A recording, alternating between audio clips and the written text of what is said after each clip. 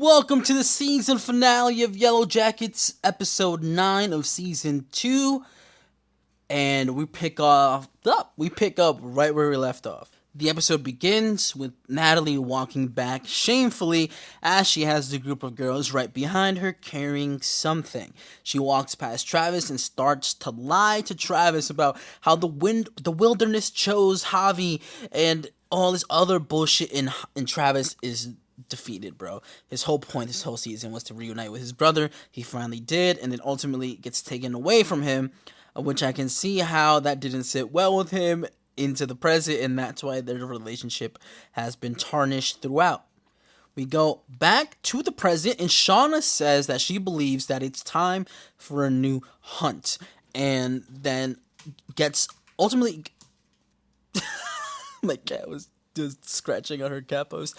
Ultimately, she gets the other girls to agree, and Lottie's getting really into this, right? But they're lying to Lottie. They're just going to try to frame her. Misty, we go into the past, and she is telling Lottie what happened, and Lottie is appalled. She looks disgusted. She's like, "What did you guys do?" And then Misty's like, "Yo, this is your fault. You're the reason why we're like this. So you better not make them feel about what we did." And I'm like, okay, Misty, you got a point. I've been saying that all season. All of this has stemmed from Lottie's interpretation of what she believes is right and wrong. And Shauna gets the knife and she says it's time to prep Javi to be eaten, pretty much. And I immediately say, "Oh my god, they're gonna see his wiener. He's laid out flat naked." And then we get to see where Natalie covers it for him as Shauna is preparing his body to be eaten. And I was like, these girls are going to eat another innocent person. The process begins, and Javi is being prepared. And Misty, she got some Tims. We're back in the present. I'm like, okay, Misty, I see you with the Tims, girl. And then Walter pulls up. I'm like, yo, shit, Walter's here. And then Van is giving this weird speech, and in my head I'm like, what is Van getting at with this speech? And Jeff and Calorie were back in the present, after the speech that Van is doing, and we see Walter, that's all in the present. And so Jeff and Calorie get a nice little moment, and they're planning like a getaway plan of like what would happen, what they would do. It's like more like a prepping yourself for the worst situation, more like maybe we might actually have to do something like this. But Jeff isn't really too serious about it, but not serious about it, if you know what I'm trying to say. And so he talks about the inability of being able to Google yourself, right? He's like, if we do this, we can't Google ourselves, we can't call anybody that we know, that we love. And then Calorie's like, how often do you Google yourself? I mean, that's not a problem for me. That's not something I do. And so we figure out, it's not verbatimly said, but Jeff Googles himself often. And so they finally show up to where they know Shauna is, and the cult scared him off. They're like, this doesn't seem like the right place. And they skedaddle Scooby-Doo out of there. And the cops were literally right on their tail. And they also Scooby-Doo out of there. They're like, this might be the place, but they left for a reason, and they get a little bit sussed out about that. And here is, we're still in the present, and this is where we get a little bit of character development between Lisa and Natalie, and it has been a slow burn throughout the whole season, and it's starting to pay off. Natalie is convincing her to leave the retreat that night. Like, go figure out your life, stop being in the cold, like, do this, do that. Like, literally, there's so much out there and so much better for you out there. Just please become your own person. This is Natalie appreciating what Lisa has done for her throughout the whole season. And she's like, I appreciate you for teaching me that, you can still try to forgive people. She doesn't believe that you can. She doesn't believe that forgiveness can be earned still. But she admires that about Lisa, how she wants to forgive people no matter what they do to her, and so she can appreciate that with Lisa. So that way, she gives her a warning on leaving the retreat, and we just end it there. So with Lisa probably be on her way out, and Natalie getting ready for that night's event. So Coach comes back and witnesses what the group did. So they're witnessing somebody being chopped up right in front of him. Coach tries to recruit Natalie to escape and hide. Natalie confesses that it's her fault, that she is responsible for this. And she's like, you're not like us, Coach. Leave, save yourself. We're all doomed. We're done.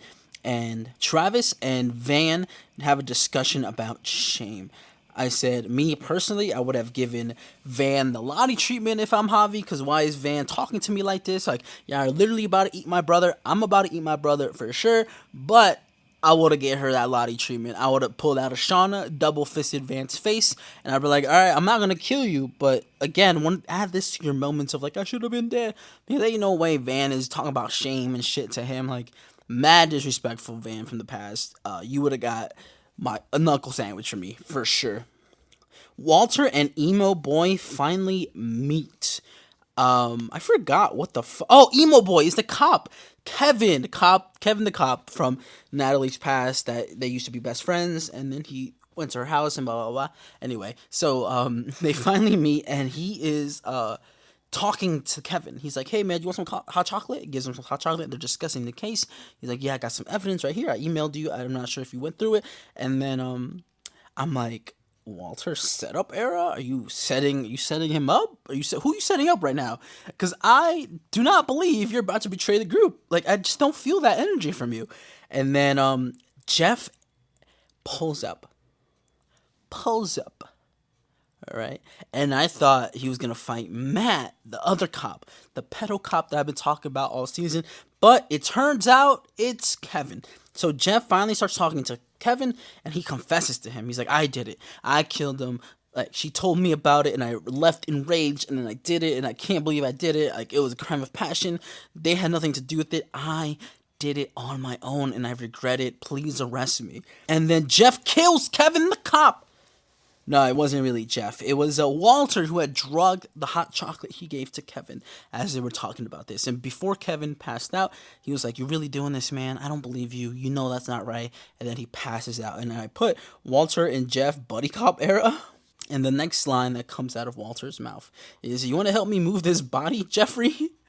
For some reason, the delivery, the question delivered in a way where it was funny as hell, and I couldn't stop laughing after that. So now we're back in the past, and Coach is literally in that hole that he found, that that Javi was surviving in, and I'm like, oh, Coach Lonely era inbound, and then I put Javi's heart is literally huge, like Shauna puts it on a plate, and I think they're about to do something like a sacrificial kind of thing, maybe a remembrance, something like along those lines, but like that detail was going over my head because of how huge his heart looked. And then Travis picks up his heart, and I said, never mind, it looks mad small in Travis's hand. And he just raw dogged the heart. He just took a bite out of it and then put it in the cast iron. I'm like, he didn't even cook it, just munched it, bro. And I was like, yo, sad girl era for Travis, because R.I.P. his brother, he was a real one. And I said, present Lottie is getting her head in the game for the hunt. So she's in there in her office, just getting all the supplies ready, getting the knives ready, getting the cards ready. She's like locked in. She's like, it's not gonna be me. I'm a killer. I'm gonna kill them. I'm gonna do this, right? So she's getting locked in. Meanwhile, they're about to do her hella dirty. So Lottie's ready to go. Calorie finally gets that gun from the car that Shauna got from the carjacking, and she's strapped. I was like, she's strapped. She's ready to go. She puts her hand behind her back. She's walking around through the forest trying to find her mom, because Jeff told her to find her mom. And then this pedophile cop shows up. And my first instinct is like, why is this guy so weird and he's such an irky, like, ugh, you're such a pedophile, dude. Like, calm down with all this fucking sexual tension that you think is going on between you, because there's literally not. She literally hates you, bro. And then in my head, I'm like, what is Walter's plan here? Because he's talking to Jeff, and they're getting the body set up, Kevin's body set up. And I'm like, what's his plan? Like, what's going on? Like, please elaborate soon, because I'm fully invested in this. And Van is giving an advice to Thaisa. She's like, yo, they're gonna do her so wrong. We can't let her get incarcerated. Like, we have to cancel that. And I'm like, Van, are you a double crosser? You're a double crosser? Like, why? Like, you guys had a plan. Why are you all of a sudden backing out of the plan? And I think in my head, I was like, maybe she wants to do the hunt because she's gonna die from cancer anyway. So maybe she would think that would be a good idea for her to die in the hunt. And so everybody plays that card game one more time. Everybody draws a card. No one gets the queen. They go again. And they go again and they go again, and then boom, Shauna is it. And Lottie tells her, submit or run. And in my head, I'm like, run, Shauna, run. This is not going to end well for you. And then Walter pulls up on the other cop Matt. Matt finally finds Kevin's body. He's calling him. He's not picking up his phone. He's worried, so he dips out, tries to find him, and then Walter pulls up, takes Matt's gun, claps his ass, claps Kevin, bat bat bat. He was passed out. He wasn't dead. He was passed out. Shoots him, gives Matt back his gun. He's like, yo, you got two choices right here, baby boy. All right, you can either take the evidence that's in there that pointed to him killing Adam, to him being a corrupt cop and doing all these kinds of deals with other guys in other cases, or you can get arrested for killing your own teammate. It's really up to you. I would close the trunk if I was you until you decide, but those are your choices. I gotta go. And he gives him the ultimate escape plan, pretty much. He'll get a promotion, he'll be treated nicely, he'll be a hero in the eyes of the community, but he'll know that that is not the right thing to do. And Calorie is walking through the woods. We get a montage of Shauna being chased by the girls, and they're chasing her, bro. They're chasing her, which I guess is some kind of poetic justice in a way, where she was doing that to Natalie in the beginning, of the last episode, and ultimately we get this in the present day timeline. But then since she's strapped, shoots Lottie. And Lottie's going sicko mode. Like, she's going crazy. She's like, we gotta finish the hunt. She, didn't even feel the bullet. She ate that shit, right? And Van blames the group for Lottie's problem. So this is where this hunt stops, and they're screaming at each other, pretty much, arguing. I'm like, but Van, you're her biggest follower. Like, then that means that applies to you the most, since you were the biggest follower she had. And she's telling these stories, right? And I'm like, why are you telling these stories? What is the purpose, right? And then we go back to the past, right? And Coach is gonna kill these girls. I was like, Coach, what you doing? Coach, stop. And his plan is to set them on fire. And then I put a little note. He's about to cleanse these girls. And then in that moment, Natalie is crowned the new group leader. She is the new queen bee at this point, because Lottie said, no, just like the wilderness chose Natalie to not die, the wilderness probably chose her to be the new queen, right? Because she drew the queen card, and then she didn't suffer the consequences of drawing that card. And so the group is respecting that decision. Even Mari shakes her hand. Misty takes a little bow. Everybody kind of gives her a salute, and so they're agreeing with that outcome. That Lottie got them to that point, but they need a new leader to bring them home. And so that's where that kind of concludes. And then all of a sudden, Lisa pulls up to that fucking Mexican standoff that was happening between Shauna and her daughter, Lottie, and she pulls up and she's got a bigger gun. I was like, yo, she's strapped right now. What's happening? And so, since she just pulled up on Lisa, right, Misty is slowly but surely making her way around the circle. Not too inconspicuous. She pulls something out of her jacket, right? It seems like she's about to go for the kill shot on Lisa. And then all of a sudden, as she's going to inject her with this drug, whatever the amount of doses was, into Lisa, Natalie gives up her life for Lisa.